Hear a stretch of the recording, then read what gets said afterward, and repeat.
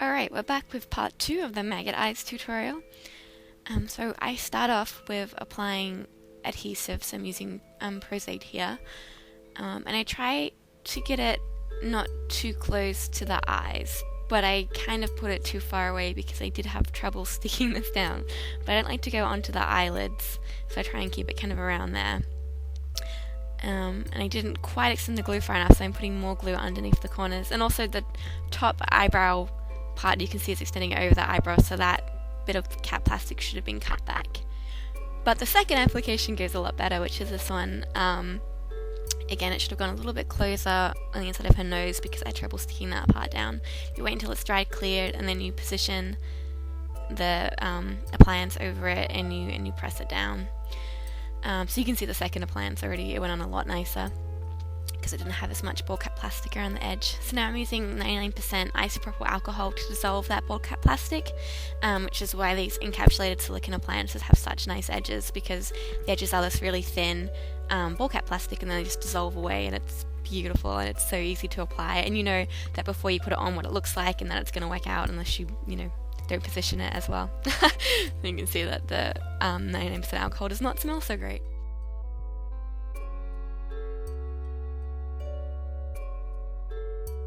So I'm just working on dissolving all of those edges away.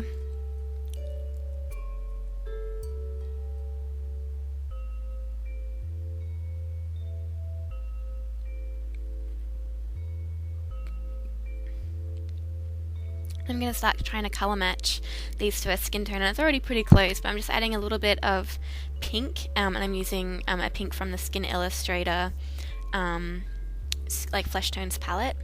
And now I'm using a coral colour from the Flesh Tones palette to start building up the colour on the inside of the eye.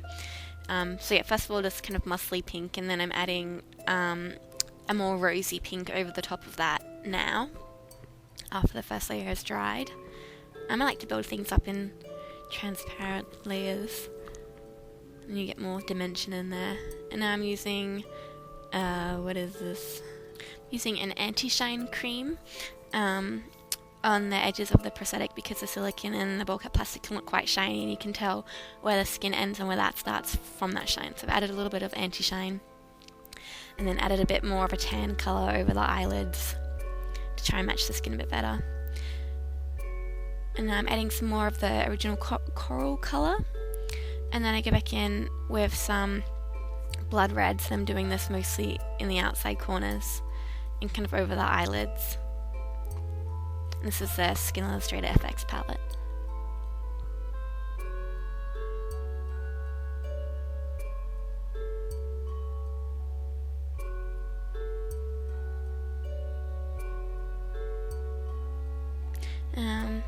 And now I've got some scab paste, some Street Fleet scab paste that I was putting in there to make it look kind of scabbed up and gross, but the maggots ended up covering a lot of it anyway, but that's there. Kind of makes it look darker. And then I'm putting a sealer over it all so that the blood sits nice if I decide to put blood on there. I didn't end up putting blood on there though. And these are the little fake maggots that I bought from like a fishing tackle store on eBay, because I had trouble making my own maggots and they're quite flexible. But upon trying to glue them down again with Prosade, they weren't as flexible as I liked, and they were being a bit shit. But I cut some of them in half so that I could have just the tails coming out, and all of them I kept full size. And this one I'm trying to kind of curl over the eyelid so it looks like it's in the eyelid and then curling up over the lid and then coming down on the lower eyelid, but it would not sit no matter how much I tried. So I ended up just pushing it up into the eyelid. So a lot of this time was spent just trying to get the maggots placed right and look at reference photos to work out how they're clustered together, and yeah. Well, anyway, this wasn't sticking down. I'm gonna fast forward this because it's a bit boring. So add some more Prosade. Still sticking it down. I was putting the Prosade on the maggots and on the eye and then trying to wait for it to dry clear each time before pressing it down. I ended up getting all over my fingers and being a bit tricky, but I guess it's the first time you try something. You don't know until you try it. I'm not sure if there is a better way to have stuck them in, like whether putting them in the eye before I applied the whole thing I don't know. Anyway, eventually it started working, and I started sticking some around the outside of the eyes as well, because I felt like it looked more realistic to have them coming out and around rather than just on the center of the eye, which is what I had planned to originally do. I'm going to add bits of blood around the outside of the eye and kind of little trails from the maggots, and just make it less clean and contained within the eye, I guess, and kind of put bits of blood over the maggots as well. This is all using Skin Illustrator as well.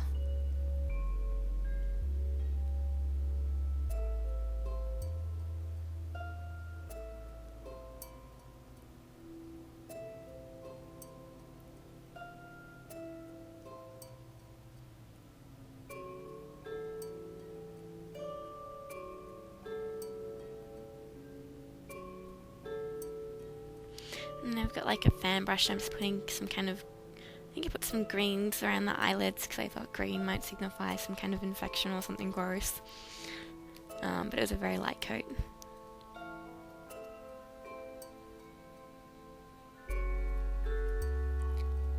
And then we changed the lighting so it's like overhead lighting, so it's a bit more dramatic. We start applying the bandage, and I've just messed up the bandage by putting some dirt powders on it and kind of wetting it a bit. And I'm getting a cotton bud, and on the cotton bud, or cotton ball, I'm putting some blood over where the eyes are and kind of soaking that bandage.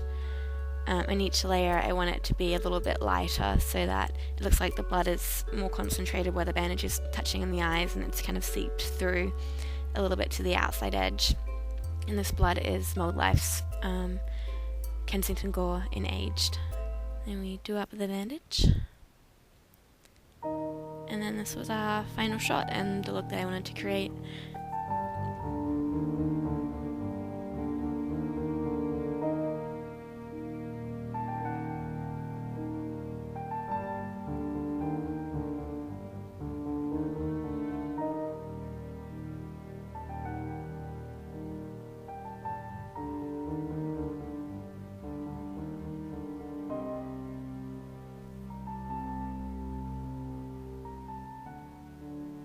And I'll put up one more video with these eyes showing you how to do kind of some alternative looks.